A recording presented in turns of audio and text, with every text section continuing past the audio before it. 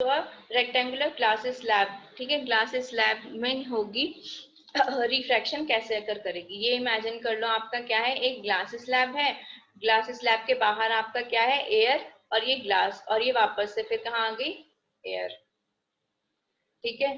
तो ये आई आपकी इंसिडेंट रे, ठीक है, इंसिडेंट रे टकराई आपकी ग्लास स्लैब से। अगर यहाँ कोई नहीं कोई मीडियम नहीं होता तो इस तरह से वो स्ट्रेट पास कर जाती, बट यहाँ पे क्या है, हमारा ग्लास है, ठीक है। अब ये बताओ, एयर से ग्लास में जा रही है, कौन सा मीडियम है, क्या होगा इसमें, एयर से ग्लास में जा रही है, कौन से मीडियम में जा रही है, डेंसर मीडियम, डेंसर मीडियम में, ठीक है। तो क्या होगा, क्या पढ़ा था हमने, जब रेयर से डेंसर में जाएगी तो क्या होगा, बेंड, नॉर्मल रे के पास, हाँ, बेंड टूवर्ड्स द नॉर्मल, ठीक है।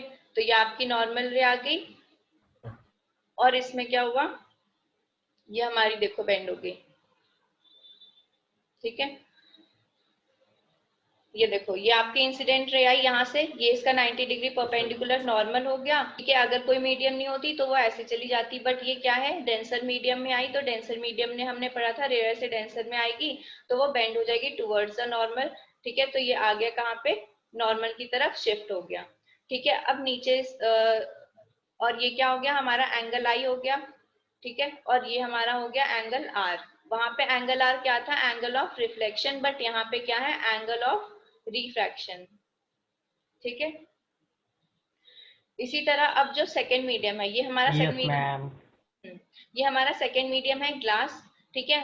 अब जो ये इसकी रिफ्रैक्टेड रे है, ये बाहर से आई, और ये इसकी तो रिफ्रैक्टेड रे हो गई, ठीक है, बट अब ये वापस जा रही है कहाँ, ग्लास से एयर में जा रही है फिर से, तो इस वाले के लिए ये क्या हो गई, इंसिडेंट रे हो गई, ठीक है। इसकी रिफ्रैक्टेड रे इसके लिए क्या हो गई, इंसिडेंट रे हो गई, ठीक है।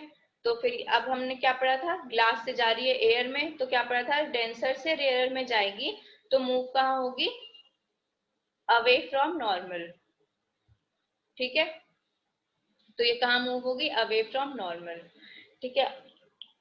जो ग्लास स्लैब के बाहर जो रे आई, उस रे को हम कहते हैं इमर्जेंट रे, ठीक है। और ये जो सेकेंड नॉर्मल और इमर्जेंट रे के बीच में जो एंगल होता है उसे कहते हैं एंगल ई, ई मतलब एंगल ऑफ इमर्जेंस, ठीक है। इमर्जेंट रे के साथ और नॉर्मल के साथ जो एंगल बनेगा उसे कहेंगे एंगल ऑफ इमर्जेंस, ठीक है। तो ये हो गई आपके इंसिडेंट रे, ये हो गया angle I, angle of incident, ये नॉर्मल, ये हो गया आपकी एंगल ऑफ रिफ्रैक्शन, ठीक है। और ये तो पता ही है, और ठीक है।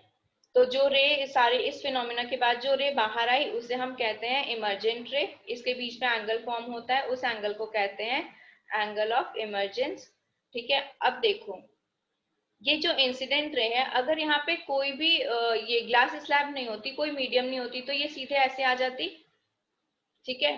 बट ग्लास स्लैब से होने के बाद क्या हुआ, इन दोनों के बीच में एक शिफ्ट है, ये शिफ्ट दिख रही है ना, ठीक है। मतलब अगर कोई होता ही नहीं, रिफ्रैक्शन अकर नहीं करता, तो वो रे आती यहाँ, बट वैसे ग्लास स्लैब रखने के बाद क्या हुई, इमर्जेंट रे और इसके बीच में शिफ्ट आ गई, उस शिफ्ट को हम क्या कहते हैं, लेटरल शिफ्ट, ठीक है।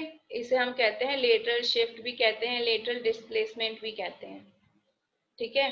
तो जो ये परपेंडिकुलर शिफ्ट आया है उस शिफ्ट को हम कहते हैं डिस्प्लेसमेंट। कोई डाउट है इसमें, किसी को भी कुछ डाउट है तो तो मैम नो मैम, डाउट नहीं है। ठीक है, सबको क्लियर है,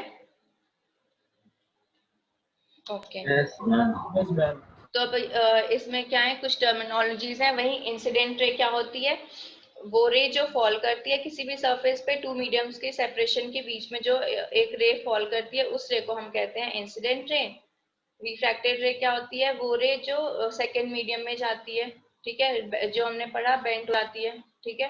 तो ray in a second medium obtained after refraction, normal वही होगा, परपेंडिकुलर स्ट्रेट लाइन जो हमारे दो सरफेस के मतलब इसमें भी 90 डिग्री होगा, ठीक है। और एंगल ऑफ इंसिडेंट वही, एंगल ऑफ इंसिडेंट क्या होगी, इंसिडेंट रे और नॉर्मल के बीच में जो एंगल होगा उसे कहेंगे एंगल ऑफ इंसिडेंट।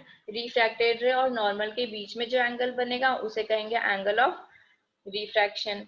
इमर्जेंट रे कौन सी रे हुई? जो आफ्टर ग्लास से पास करने के बाद जो रे बाहर आई उस रे को हम क्या कहते हैं? emergent ray, the ray that passes through a certain medium and then returns to its original medium।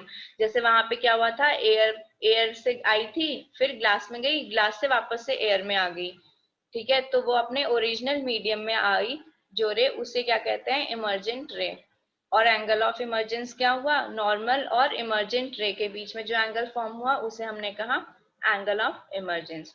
अब लेटरल डिस्प्लेसमेंट जो है वो क्या होती है? A perpendicular shift in the path of incident ray when it travels through a certain medium and then returns to its original medium.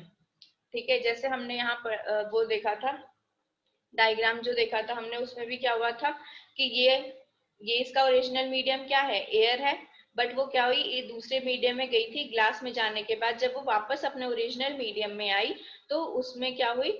ये shift हो गई। उसी शिफ्ट को क्या कहते हैं हम? Lateral shift, lateral displacement. ठीक है, लेटरल शिफ्ट और लेटरल डिस्प्लेसमेंट एक ही है और ये आपका इंपॉर्टेंट क्वेश्चन भी है।